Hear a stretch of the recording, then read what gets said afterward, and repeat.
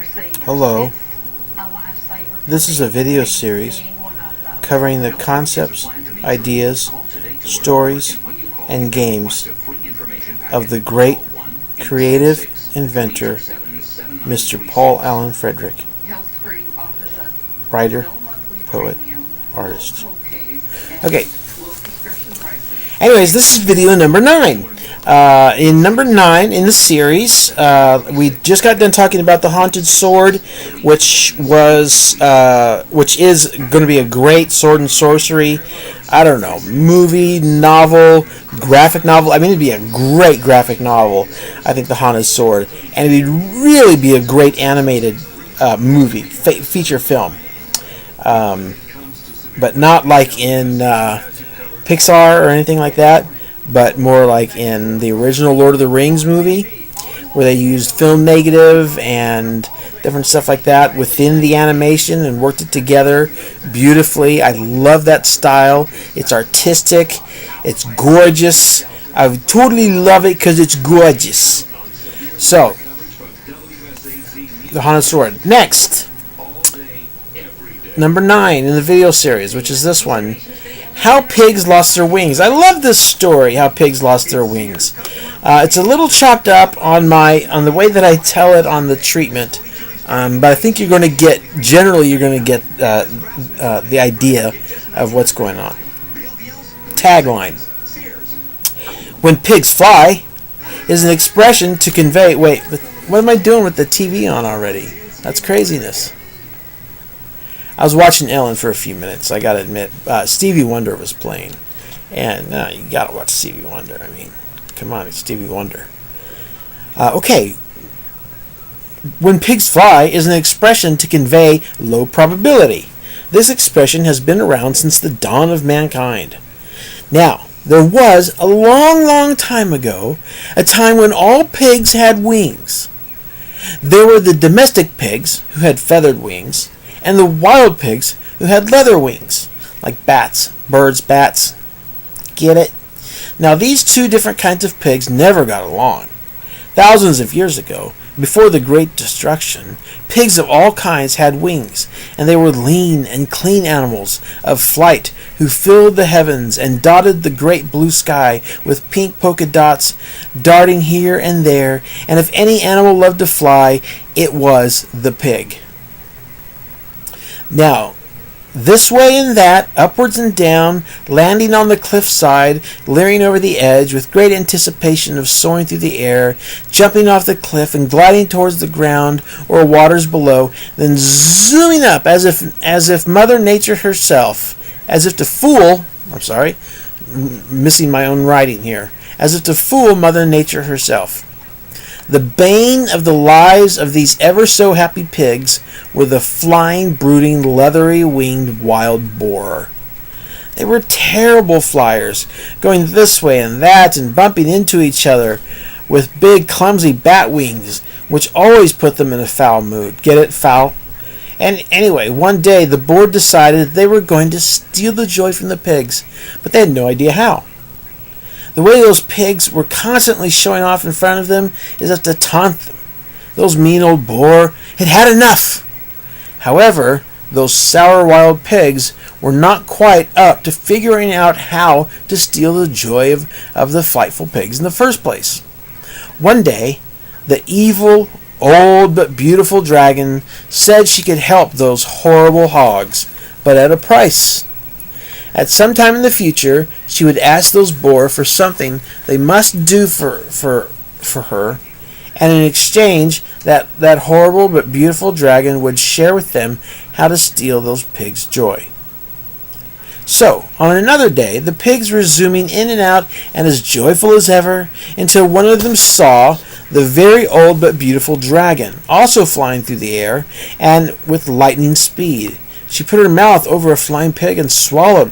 What? All the pigs were terrified and horrified. They couldn't believe what the dragon had just done. Usually the dragon will occasionally sneak out at night and steal a sheep or take it to its lair in its big but beautiful claws. All the pigs flew out of sight and hid from the dragon. After the dragon was gone, all the pigs rallied together to talk. In their huddle, the oldest pig spoke. "We have never seen the dragon in all her beauty eat one of us.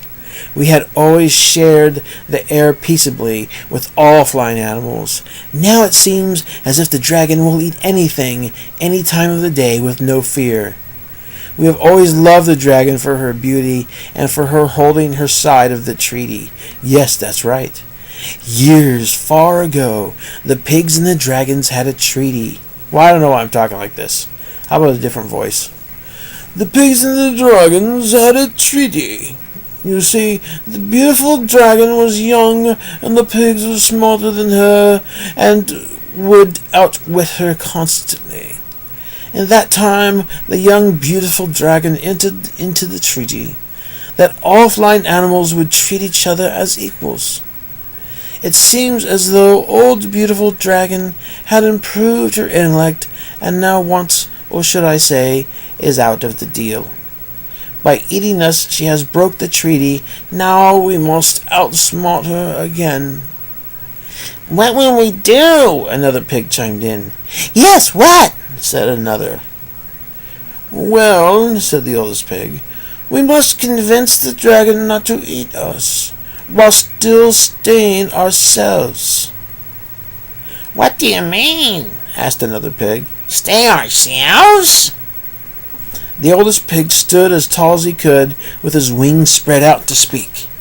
All the other pigs stepped back and gasped in awe. We must remain true to ourselves as the happiest species of all time.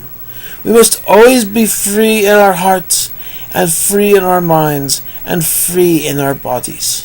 We must never become another species' slaves.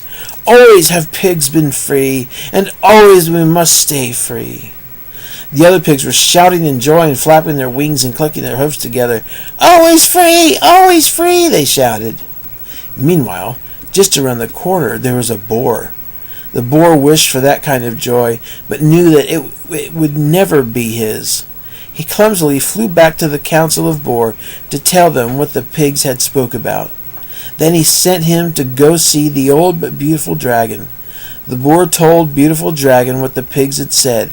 He watched the dragon, thought about it, as the dragon thought he watched as the dragon thought about it. And she thought, and she thought, and she thought, and thought some more. Then the boar watched the old but beautiful dragon start to grin. Then she started to smile. The boar got creeped out because he had never seen that old dragon smile like that. Here's what I want to tell... No, that's not a dragon. "Here's what I want to tell your council," said the dragon as she smiled. "Sugar, no!" As she smiled. And she whispered into the boar's ear. The boar ran in terror back to the council and whispered in their ears. They all froze in fear for at least 5 seconds, and then began to smile. Oh, and they smiled like they had never smiled before in all the history of the boar. The boar started clicking their heels, snorting their noses, and flapping their wings and bouncing off one another in the air. That's as far as I got on my iPod. What I want to do is have the boar use trickery to convince the pigs to cut off their wings forever, but as the dragon wants the sky all to herself, the boar must give up their wings also, thus the pigs had lost their wings. When pigs fly, and my dog is like totally impatient to want to go out right now, so I'm going to go ahead and end this particular video. She must have to pee because she's really pacing. So that was How Pigs Fly. It's been 9 minutes anyway. That was How Pigs Fly. Number 10, the next one, we're going to talk about Jimmy. That's probably going to be about 15 minutes long or so. So, this was number 9. Now number 10, next will be Jimmy.